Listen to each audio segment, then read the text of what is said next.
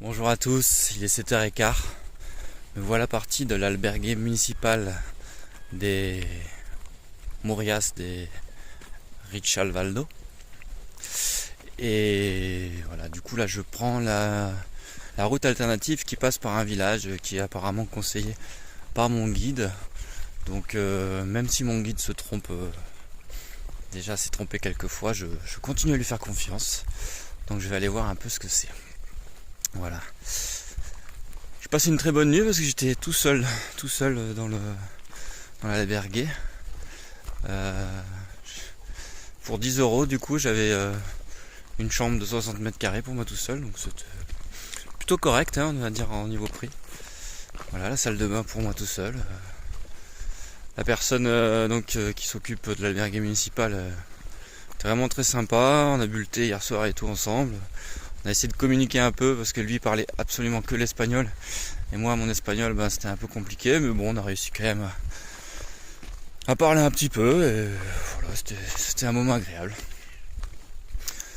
Donc alors là je sais pas quelle route je dois prendre, je vais quand même passer par, tant pis longer la route normale parce que sinon si je me retrouve dans la forêt je suis comme un couillon. Voilà. Bon. Là, c'était assez spécial hier soir, il y avait... Alors sur le chemin des fois je pense qu'on peut rencontrer, parce qu'il y a vraiment beaucoup de monde qui se promène sur ce chemin et tout le monde n'est pas forcément bienveillant et pas toujours toute sa tête. Donc hier il y avait une personne qui était, je dirais, un petit peu dans la détresse, mais bon, et qui était, je pense, très alcoolisée et qui a essayé de venir dans l'albergue.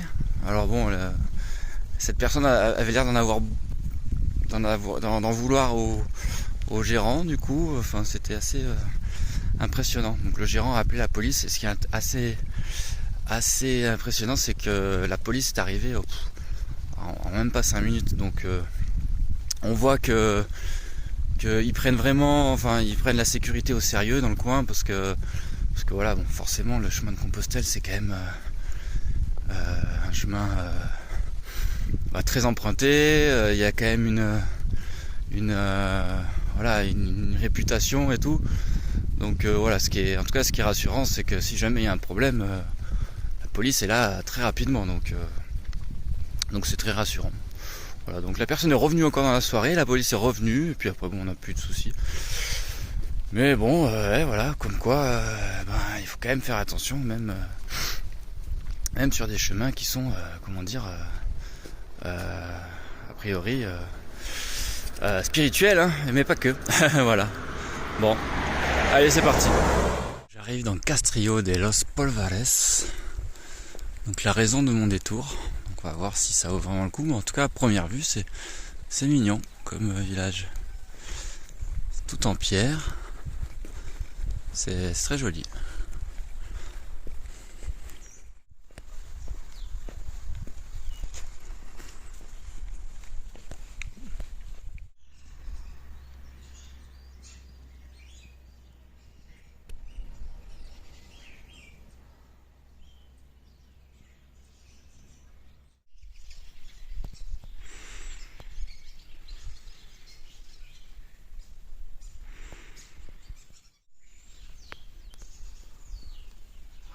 Petit coup de cœur pour ce village, Castrillo de los Polvares.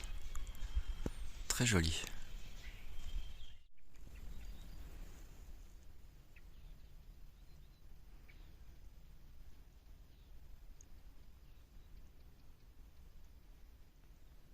J'arrive à Santa Catalina de Somoza. Et je suis accueilli par l'église qui se trouve derrière l'arbre. On la voit pas encore, mais on va bientôt la voir. Et surtout, il y a des cafés. Donc ça veut dire que je vais pouvoir prendre mon petit déjeuner. Ah, voilà l'église de Santa Catalina de Somoza. Magnifique village.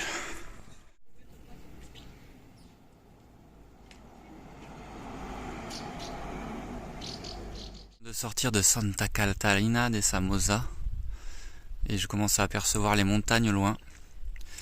Et du coup, mon objectif de la journée sera d'atteindre le sommet de ces montagnes et d'y dormir.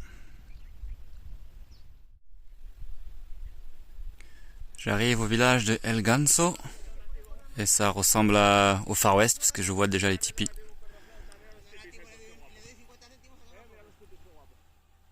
Quand je vous dis qu'on est au Far West là, le restaurant s'appelle les Cowboys.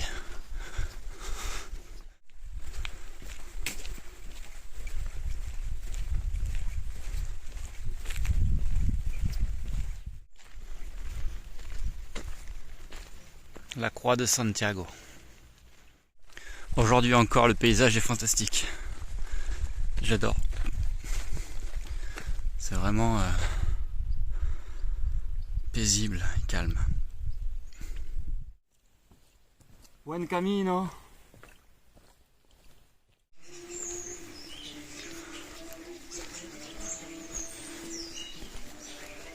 Je suis à Ravanel del Camino.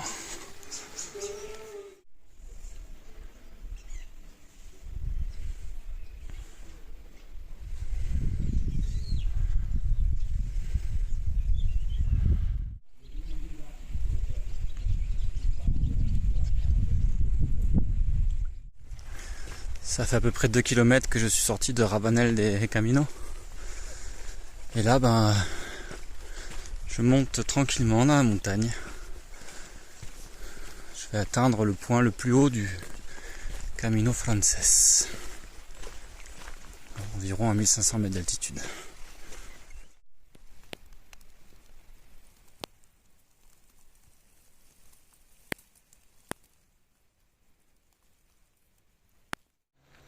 Donc là, je suis à peu près à... Je sais pas exactement, mais je crois à peu près à 5 km d'un endroit qui s'appelle la Cruz de Ferro. Et c'est un endroit pour moi qui est assez important sur le chemin. Parce que j'ai lu des choses là-dessus et je sais que c'est un endroit où on est censé en fait ramener quelque chose de chez nous qu'on veut déposer. Donc moi je l'ai pas fait parce que voilà, j'avais pas rien de spécialement de matériel à ramener et puis bon, enfin voilà, c'était pas tellement mon délire. Par contre, j'ai plutôt des choses d'immatériel à y déposer. Et du coup, pour symboliser ça, je viens de ramasser une pierre ici qui doit faire quand même, je sais pas, peut-être 1 kilo à peu près. Et du coup, je la prends avec moi jusqu'à là-bas. Et je vais du coup la déposer en signe de... Comme si j'allais déposer en fait quelque chose d'immatériel que j'ai en moi, que je veux déposer, quoi. J'expliquerai un peu plus loin. J'arrive à Foncevadón. Et je porte toujours ma pierre, qui en réalité fait plutôt 2 voire 3 kilos. Parce que là, je la sens quand même. Donc Foncevadón est un village en fait qui apparemment était complètement abandonné dans les années 80. Et maintenant, grâce au Camino, là, ça a repris un peu une activité économique et il y a un peu plus de vie, quoi. Mais il y a encore quand même beaucoup d'endroits abandonnés, il y a encore beaucoup de trucs à faire, quoi.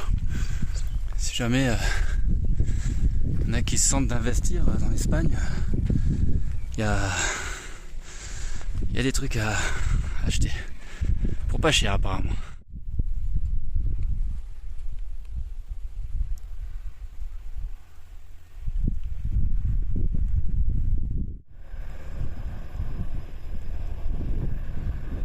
C'est la Carthage Run. Il y a plein de voitures qui passent comme ça depuis le début de la journée.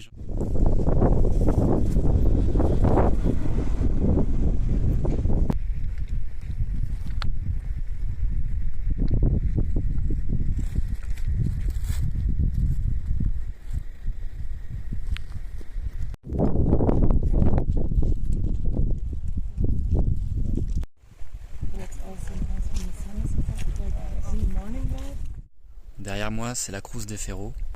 Du coup, c'est un endroit où beaucoup de pèlerins, où tous les pèlerins sont passés et ont déposé une partie d'eux Donc du coup j'ai fait la même chose.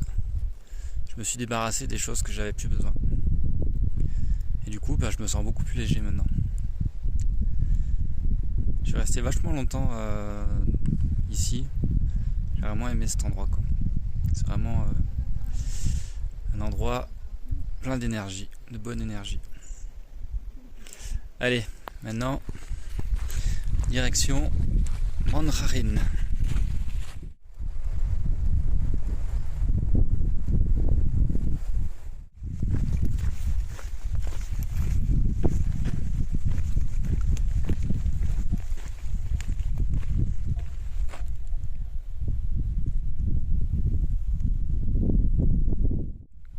Ouais, je suis à Manjarín. En fait, c'est un village abandonné. Apparemment, il y a 1 ou 2 personnes qui habitent ici. Donc, je vais aller voir. En fait, je suis au refuge du Templier, mais apparemment, c'est fermé, quoi. C'est là que je voulais m'arrêter.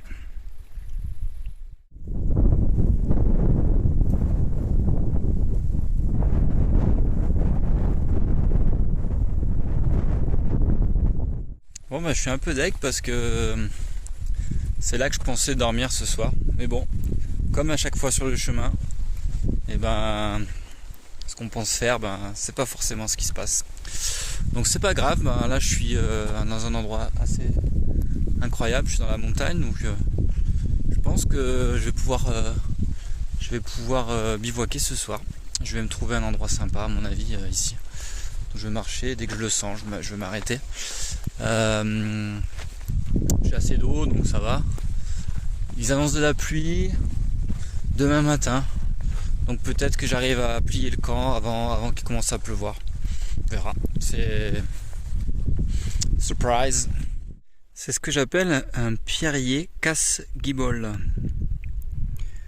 Et au loin, dans la vallée, au fond, Ponferrada. Ça sera demain. J'arrive sur les hauteurs de El Alcebo. Et c'est beau.